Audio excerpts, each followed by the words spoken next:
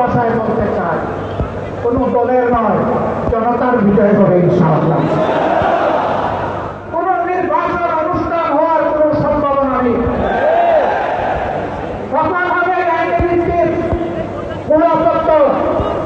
এদেশের মুক্তিকামী মানুষের কথা একটাই, জাতীয় সংসদ নির্বাচনের আগে গণভোট অনুষ্ঠিত হতে হবে। গণভোটের ব্যাপারে সকল দল একমত। তাহলে তারিখে এই বায়নাবাজি কেন?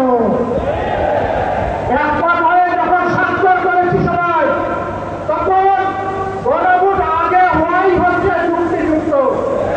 এর মধ্যে দিয়ে আইনি ভিত্তিক পাঠাতন তৈরি হবে ইনশাআল্লাহ, এবং এর ভিত্তিতেই আগামী জাতীয় সংসদের নির্বাচন অনুষ্ঠিত হবে।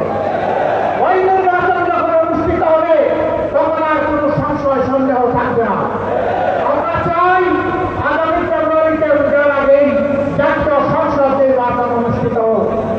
এইটা নিয়ে কেউ দুর্বলতা সৃষ্টি করার কথায় তারা চালাবেন না, ওদের পিণ্ডি বুঝিয়ে মেরে ফেলবেন না। আমরা জাতীয় ঐক্যমত কমিশনে গিয়ে সকল দল আমাদের মতামত দিয়েছি। এই আন্দোলনের পক্ষ থেকে তখনকালে নোট অফ ডিসেন্ট আমরা দিই না। আমরা প্রস্তাবনা হয়ে যৌক্তিক মনে করে সেখানে আলাপ আলোচনায় আমরা ইতিবাচক মত দিয়েছি। এরপরে সংখ্যাগরিষ্ঠ দলের মতামতের ভিত্তিতে একটা চার্টার তৈরি হয়েছে। এটি হচ্ছে গণতন্ত্রের কথা, যে সংখ্যাগরিষ্ঠ যা বলবে বাকিরা তাই মেনে নেবে। কিন্তু আমরা দেখলাম না, কেউ কেউ তা মেনে নিতে রাজি নয়। জুলাই সনদেই যদি আপনি গণতন্ত্রের প্রতি শ্রদ্ধা না দেখান, জাতীয় নির্বাচনে আপনি শ্রদ্ধা দেখাবেন কিভাবে? এই জায়গায় আসতে হবে। সকল মায়না ভুলে যান। জুলাই শহীদের রক্তের প্রতি সম্মান দেখান। জুলাই যারা লড়াই করেছে, মুখ ত্যাগ করে, যারা পঙ্গু হাতায় এখনো দুটো মুখে কষ্ট করছে, মেহরবানি করে তাদের মুখের ভাষা বোঝার চেষ্টা করুন।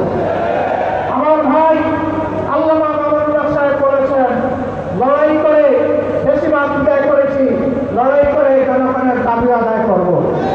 আমি স্পষ্ট ভাষায় বলতে চাই, কোনো দলের নয়, জনতার বিজয় হবে ইনশাআল্লাহ।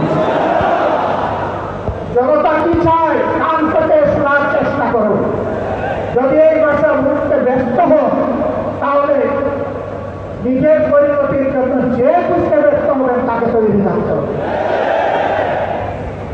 আমরা কথা দিচ্ছি বাংলাদেশের জনগণকে, আমাদের সহযোগিতারা আমাদের হাতে এনে মুক্তির প্রাথমিক পরিবেশটা উপহার দিয়েছে। আমরা জনগণের মুক্তি আদায় করেই গড়ে ফিরবো ইনশাআল্লাহ। আমরা ভদ্র ভাষায় কথা বলছি, ভদ্র ভাষায় কথা বলবো, কিন্তু আমাদের দাবির ব্যাপারে আমরা হিমালয়ের মতো নড় থাকবো।